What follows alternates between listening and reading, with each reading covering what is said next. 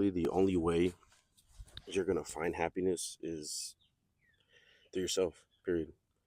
And I know it's cliche. It's a cliche thing to say, and you hear it all the time. But let me explain to you how you're going to actually achieve this. And it's gonna be different, obviously, for people depending on the way you apply yourself. And this video is not gonna be super edited.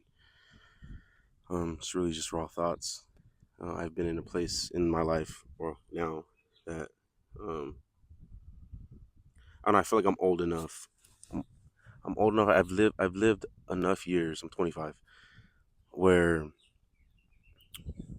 I know that everything is not forever, man. That fact of knowing that things don't last forever, um, and they're not supposed to, once you grow to accept that and invite it into your life, change, you know, figuring yourself out, not being so hard on where you're at in this current moment, because you're gonna be up and down, bro, in life. So that's first and foremost. I mean, that's just like the foundation of how your mindset should be, right? You need to just see the good in everything. The glass has to be half full all the time.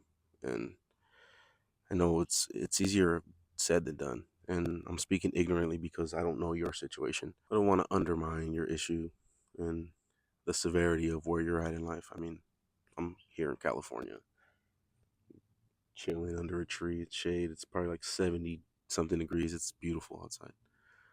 But your situation might be different. I mean, just the weather doesn't, obviously the weather in the place doesn't make your happiness, or, but it can help, right? Point of what I'm trying to say is, you have to be the light in your darkness. To really be happy, bro, you have to dig within, and you have to ask yourself important questions. Constantly ask yourself these questions, and don't look at yourself, um, like look at yourself objectively. Try to separate your personality and your the ego, all the self gain, all the things that are meant to glorify you or protect you, um, or the biases that you have. You need to remove those from your thoughts when you're thinking about these things. They need to be um, you need to be transparent, with yourself, and really figure out what makes you move. Like, why do you still choose to live? Ask yourself that question. And for some, you may not have an answer. Maybe you're just kind of floating through life, and um, I mean, speaking directly to you, my friend, if that's how you feel, there's so much more for you. This is not life for you. This is not where it has to be. But it is all a conscious decision. But first, it's acknowledging these things, knowing, okay, here, this is where I'm at. Once you can find out, really, have a good assessment of who you are, what makes you move. For me, for instance, I mean, the older I'm getting, the more family matters to me, bro. Like, it's the only thing that matters to me. Family and good relationships, and I mean family like friends, friendships, and of course your family. My mom, like I'm blessed to have my mother here still. My pops, like, um, just spending time and having good relationships with people that I care about. Like, that's ultimately the most important thing for me. And also starting a family. Like, I don't know if I'll ever be content completely until I have my kids, man. Like, and this is not me saying I'm gonna have kids soon, because I'm not in a position to have kids right now. As beautiful as that would be, you know, I want to have the ability to give my kids more than they could ask for, but do it in the right way, of course. But I digress.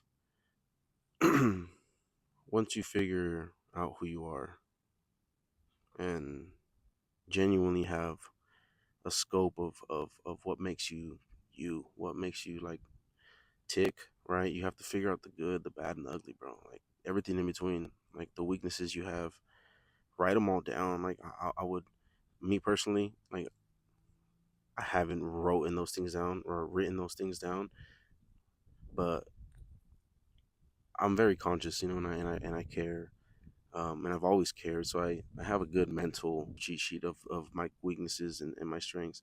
The feeling of overcoming a weakness that you have or improving on that is amazing. Like striving, getting out and like doing something, hustling as a man, that's like everything, bro. I feel like life doesn't feel complete if you're not out doing something, like trying to be great. And this is why it's important to figure out what makes you tick, because once you figure out your passion, you can now start applying yourself and working towards this thing. And it should be for the greater good of the world, bro. At some degree, one man can't change the world, but plenty can. And it's about inspiring the minds and having a collective, of people to be able to change the world. But essentially, if your work that the passion that you have is not aligned with God, with Jesus Christ, if you're not minding him in what you do, if he's not part of your plan, whatever it may be, right? Because there's many ways we can make bread. You can make bread doing something that's immoral, and yeah, you'll reap the benefit. You'll have the material of it, but think about the burden, the spiritual burden. That like how much in debt you are spiritually. You know, that's why money doesn't bring you happiness. Not dirty money, and you're happy and some will disagree, but you're happy until you're not, because all that truly matters is God at the end of the day. So if you could tie in a passion, something that makes you just go, bro, like every time you do this thing, this job or this activity, for me, I love making music, mixing music makes me feel happy, bro. I enjoy that. Like I do. I enjoy spending time with my family. I enjoy helping others, talking to people. Like I'm here talking to y'all. I probably look like a crazy ass person. I think this is well, now I gotta show you, but I'll put in some B-roll after so you guys can see. But I'm like literally at this park. There's people around.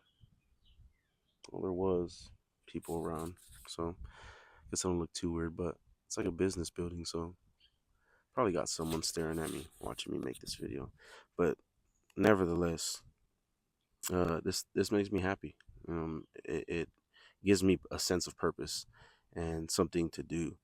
And if I could pursue this and know that it's helping you and tie in God, tie in Christ, my friend, I am successful right now. This is what success looks like and happiness looks like. You can find yours too. I promise you. It's gonna take effort though, my friend. Like application. It's gonna take actually like trying. I'm gonna make a Google Doc just listing out strengths and weaknesses, so y'all can start now. You could keep thinking about this. You could wait another day and waste another day, or at least it feel that way. I don't think anything's a waste. I don't believe in losses. You win or you learn. Period. So, um, I hope that this video, if it reached you, has touched you, helped you, resonated with you in some way. Again, I'm gonna drop that Google Doc template so you guys can go ahead and like knock that out and let me know if this helps. Comment, like, subscribe, all that good shit. I'm gonna cultivate an army of men that are well shielded, well armored, mentally, spiritually, and through God, I'm gonna do that. He's gonna help me. So if that's something that intrigues you, if you care about God, if you care about your mental state through life and want to feel happier, want to be happier, want to have better interactions with people, better relationships, follow me, subscribe. I'm basically your big brother. All right, y'all. Deuces.